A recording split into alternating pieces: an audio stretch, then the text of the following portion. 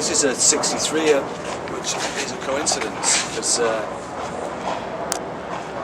lot of my favourite Fender guitars happen to be 1963 L Series Stratocasters. It's the year I was born, but it just is a coincidence that 63 is my favourite year.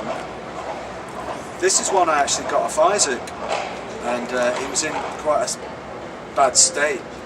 So I gave it some love, took care of it, reset the neck, and cleaned out the pots and did all of that stuff myself, and give it a setup. And then decorated it one night when I was making the Modest Mouse album in Mississippi.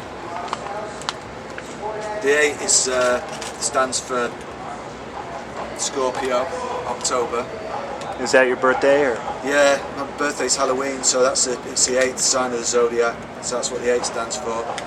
And the S stands for, is to remind me of my daughter Sunny, and then the N is for my son Niall, and the A is for my wife Angie.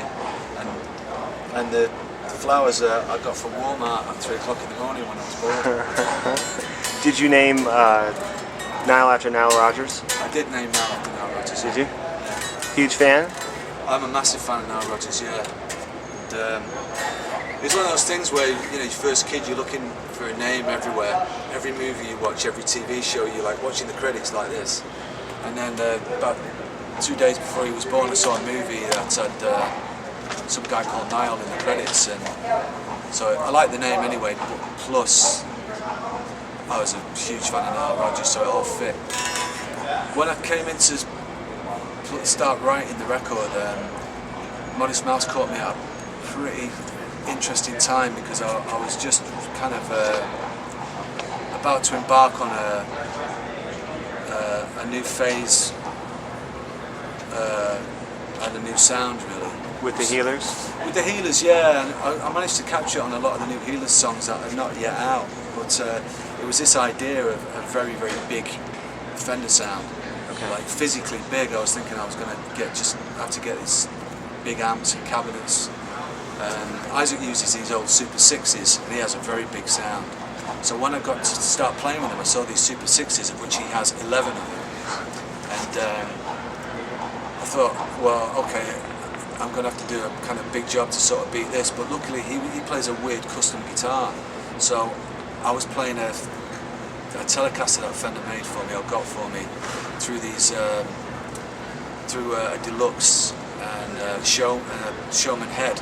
Was it the white one? The white Yeah, Telecaster? the white one, yeah. And I was playing that, and I saw this just all dusty and beat up, and one of the pickups not working, and I took care of it and plugged it in after a couple of days, and it was just a huge sound. So Isaac was able to have a very big sound, and I was able to have a very big sound, and then we just got into the new record. It's like Guitarzilla. What is it about the Super Reverb that you like so much? That you... The Super Reverb is, to me, is like a kind of cool 60s sound that is always on the edge of breaking up for me, but never quite does. So I like that sound where the amp is naturally kind of compressing. So, for example, for me, Fender Twins had almost too much headroom. You know, I would have to run them so loud to get them to kind of feel like they were about to burst. Whereas the Deluxe, which was my favourite amp for the longest time, was the opposite. It was starting to not be big enough, and it was feeling like it was about to burst too quickly. Super Reverb for me is in between the Deluxe and the Fender Twin. Okay. Now, it's a big sound, but what I like from an amplifier is for it to be a clear but exciting kind of palette, if you like. Not distortion, but that natural kind of cabinet compression. Okay. So the valves are getting hot, and then within that, then I'll drop with pedals. I'll drop the distortions and the various colours then.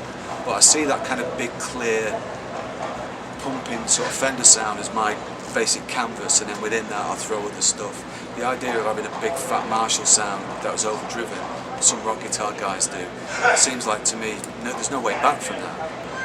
So I get my sound on the Super Reverb, and then what I do is I blend in the Marshall reissue to add some kind of mid-range sort of chesty kind of thump. Okay. And I've only just started using Marshalls, and the reason I use them is these particular Marshalls sound to me like huge Fenders, which is, to my knowledge, what they started off being really. And I got into describing this record to journalists as if Fender made a 20-foot amp. So with my Super Reverb and these Marshalls, to me it's as close you get as one huge Fender amp. What is it about Jaguars and Jazzmasters that just gets you going? The reason one of the reasons that I'm really liking the Jaguars at the moment, or Jaguars as we call them in England, is they're actually a little restrictive for me to play, and that's a good thing. I have to kind of work within the limitations of the guitar, so it gives me a sort of quite a strong direction in a way. You can't get too, or I can't get too blues rock on them. It feels a little kind of gauche. They're almost too feminine to play too many power chords or blues rocky on. Right. And that was one of the things that appealed to me about the Rickenbacker as well. And they sound really good, clear and clean. And a lot of guitars don't sound great clean. Right. They need the amplifier to do 30 or 40% of the work, and these don't do that. They, at the moment, and I may change my mind about this, but at the moment they do as a machine what a Strat does, but with a more all-encompassing sound, and so I like it for that reason. Okay. And I can pretty much do everything I want on them right now. So it's that kind of everything but blues rock.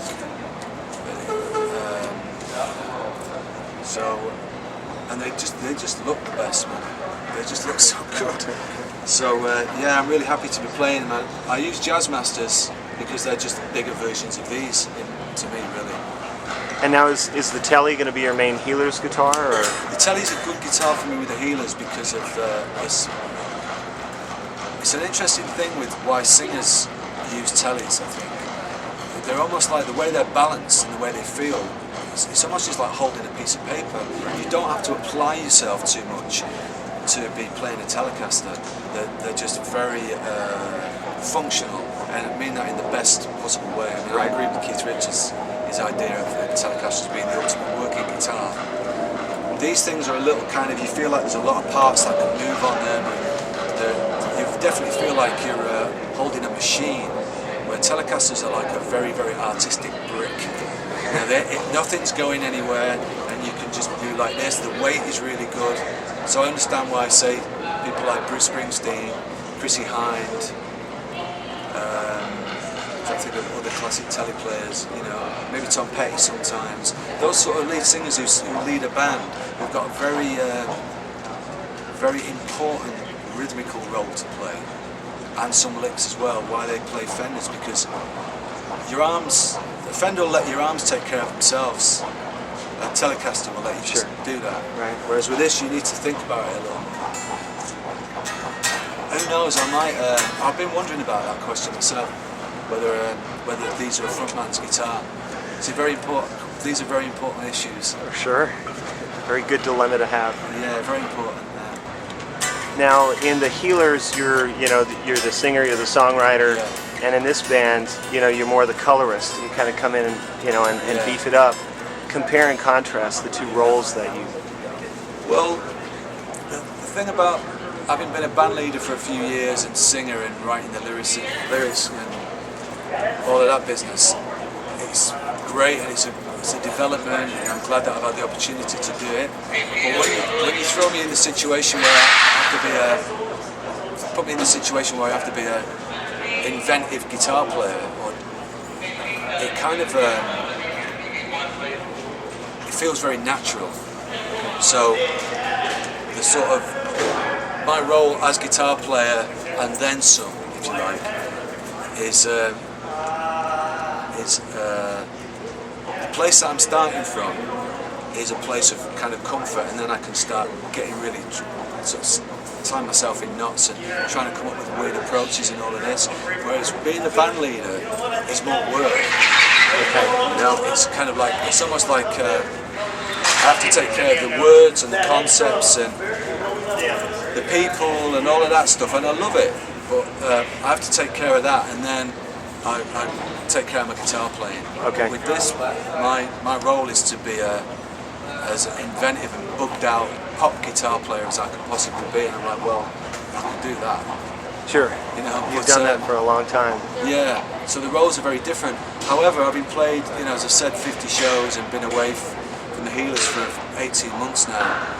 That other aspect, artistic outlet of looking for concepts for songs and writing a couple of lines here and there and melodies for vocals, I'm starting to miss it now. Are you? So philosophically, it's been a really good exercise, because the thing that I used to bitch about, which is like, I'm happy to do the vocals and I'm happy to engineer and all of that, I now actually see that I do quite like it. Okay. So I've got the best of both worlds, having my own band and then being the guitar player Modest Mouse at the moment. The last time you played here was on the Queen is Dead tour in 1986. Did I play at this venue? Mm-hmm. I looked out of the hotel and I thought that today. Like, compare and contrast where you were then, where you are now, your thoughts. Well, then it was my job to run the band, and I don't really have to run this band, although I'm happy to kind of help in the decision-making process, and sometimes my experience maybe comes in handy. So that's kind of a bit of a role I have anyway, but I don't need to run it like I did the Smiths. I don't need to get everybody to the airport tomorrow. I don't need to worry about dealing with a record label or any of that stuff. So on a practical level, it's very different. Philosophically, it's different because I'm a different person. I mean, right now I'm kind of very relaxed about the show, and I can tell. 10 minutes before I go on, I'll get myself. Or maybe an hour before I go on, I'll get myself in the right mode to go and perform, What do you do? I kind of walk around not talking to anybody, drinking white tea and thinking about, all the music I've liked since being 15, really. I get myself in a space where I just imagine just Iggy and the Stooges and the Rolling Stones and Faust and Can and Kraftwerk, and I just try and absorb my influences, reabsorb them, just become like a kind of a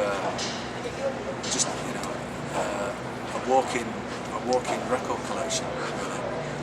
So how are the Modest Mouse fans treating you? Well, the Modest Mouse fans are really, really nice people, and it's something I've actually noticed about playing with this band, that the audience are an interesting breed. They come to see us after the show. There's a lot of 17, 18, 19-year-olds, and I don't want to generalise too much, but one of the things that happens, particularly in the Midwest, is that you meet people who've driven for 5, 6, 7 hours, sometimes longer, and I did an interview with this English guy the other day, and he was asking me about what the fans were saying to me, and I said, well, they say, we've driven for 6 to 8 hours, we're really glad that you're in the band, and we've seen 100 Modest Mouse shows, and this is fantastic, and can we have our picture taken with you? That's pretty much what they say. Okay. And they're really nice people. So it's been interesting for me, because you get to play to a new breed of people, really, a new type of people, the younger American generation, as well as the people who've been around for a while, who are in their mid to late 30s. It's nice for me to play in front of these people, because a lot of them I've only just heard or read about what I do, and as far as they're concerned, I'm like that British guy who was in a band who's now in their favourite band. Right. So it keeps me on my toes.